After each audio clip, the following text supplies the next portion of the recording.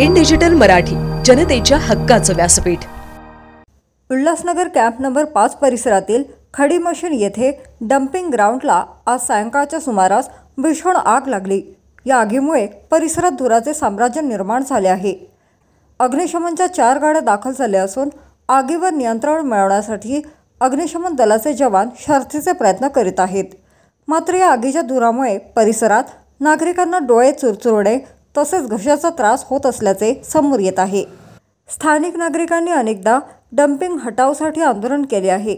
मात्र या डंपिंगला लागत असलेल्या आगीमुळे परिसरातील 20,000 पेक्षा अधिक नागरिकांचे आरोग्य धोक्यात आले आहे।